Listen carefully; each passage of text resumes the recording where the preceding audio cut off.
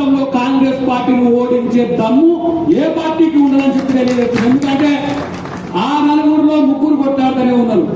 అయ్యనేమో ఇంట్లో ఉన్నాడు, బిడ్డ నాదే పార్టీ అంటున్నది, కొడుకు మరి నాకెట్ అంటుండు, అల్లుడేమో అటు ఇటు ఆలోచిస్తున్నాడు. ఇక వాళ్ళు లేచి వచ్చే వరకు ఎప్పుడైతే తెలియదు. ఇక బీజేపీలో ఒకవైపు కిషన్ రెడ్డి, ఒకవైపు ఇటుంటే మధ్యన ఇంకొక ఆయన వచ్చింది. ఇలా ఆలోచించాలి అట్లున్నది. మనమే ఐక్యంగా ఉంటున్నాం. మనమే కాంగ్రెస్ పార్టీలోనే ఇన్ని రోజులు అన్నారు. ఎక్కడ కాంగ్రెస్ పార్టీ ఉంటుందయా 3 నెలల్లో 4 నెలల్లో అన్నారు. 30 సంవత్సరాలైన కాంగ్రెస్ పార్టీ మీరు ఏం చేయలేదని చెప్పి వేడుకలేమో చుట్టూ చేరి ఆ సోషల్ మీడియాలో ఆ మీడియాలో అంతా కూడా చేసింది రైతా తప్ప అనేటట్టుగా కన్ఫ్యూజ్ చేస్తున్నా. ఆయనేమో మన ఊళ్ళో కమ్మరైన, మన ఊళ్ళో హంసలైన ఏదో ఆయన భాషతోని పన్ముట్లు చెక్కి ఆ పక్కకు పెట్టినట్టు, హంసలైన దిద్దులు ముక్కు పుడకలు చేసి పక్క పెట్టినట్టు పథకాలన్నీ చేస్తుడు, జనంలో కదులుతున్నాడు. కానీ దానివల్ల వచ్చే సామాజిక ప్రయోజనాన్ని మనమే ఈ రోజు చెప్పాల్సిన అవసరం ఉంది. నువ్వు చేసిన పని మంచిది అన్నా అని చెప్పే బాధ్యత మేము అందరం తీసుకుంటాం. ఇలా అడ్లూరు లక్ష్మణ్ కుమార్ గారు అదే ప్రయత్నం మీద చేసింది కాబట్టి వారికి ప్రత్యేక కృతజ్ఞతలు తెలియజేస్తూ, మహిళల్ని కూడా మీరందరూ రాజకీయాల్లోకి తీసుకొని రండి. ఎందుకు ఈ మాట చెప్తున్నా చివరగా అంటే, నా సతీమణిని కూడా తీసుకొచ్చిన ఇక్కడ కూర్చున్నది నాగమణి గారు.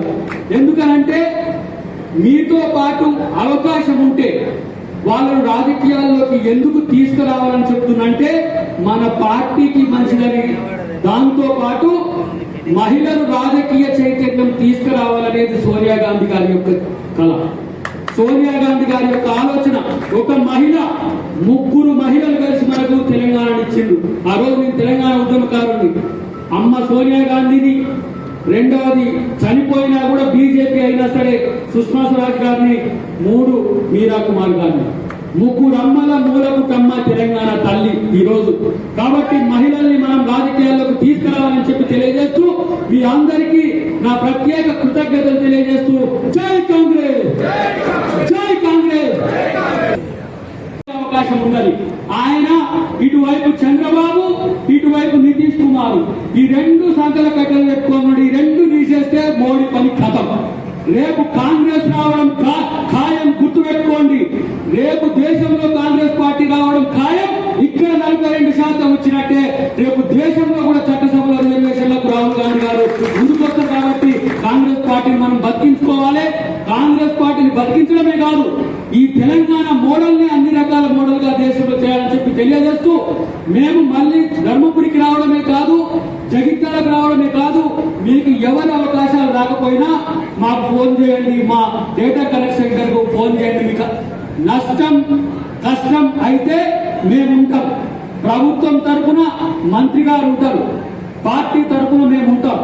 ఇలా మీరు పార్టీని ఎవరైతే మాకు అవకాశాలు రావట్లేరు, ప్రభుత్వ పథకాలు ప్రచారం చేయట్లేరంటే మీలో కొంత స్తబ్దత కారణం ఏంటంటే, పదవులు వాళ్ళకు వచ్చినాయి మాకేంటి అని. ఇలా మీ పదవుల కోసం మీరు నారాజుగా ఉండకండి. మీ పదవులు తెచ్చుకోవడానికి మరింత రెట్టించిన ఉత్సాహంతో మీరు కొట్లాడాల్సిన అవసరం ఉంది. మా అప్పుడేమో తెగించి కొట్లాడి జెండాను ఇలా చేతిలో పట్టిన మీరు, మీకు అవకాశాలు వచ్చినప్పుడు మీరు సన్నగిలబడొద్దని చెప్పి తెలియజేస్తున్నా.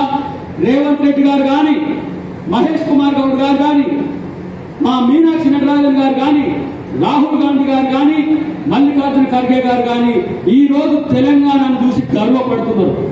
ఆ గర్వపడే విధాన్ని మేము మిమ్మల్ని అందరినీ చూసి వాళ్ళు, ఎందుకంటే ఇట్లాంటి పరిస్థితుల్లో కూడా ఈ రాష్ట్రంలో అధికారంలో తేవడం కాదు, అధికారంలో ఉన్న పార్టీకి ఇలా గుబులు పుట్టిస్తున్నారు. ఏమన్నారు మోడీ గారు? ఏమన్నారు? వీళ్ళు కులగణన అంటుండ్రు, దేశాన్ని తుకుడే చేస్తున్నారు, కులాలుగా విభజిస్తున్నారు. ఎట్లా చేస్తారయ్యా జనగణనలో కులగణన అన్నారు. మరి కాకాను కులగణన పెట్టినావు, ఎవరి మాట విన్నావు? రాహుల్ గాంధీ నీ మెడలు ఉంచి ఇలా కులగణన చేయిస్తున్న మాట వాస్తవం కాదా? ఇలా రేపు అదే మీరు వస్తే ఇస్తే ఇవ్వండి, లేకపోతే మీరు పోతే కాంగ్రెస్ పార్టీ వస్తుంది.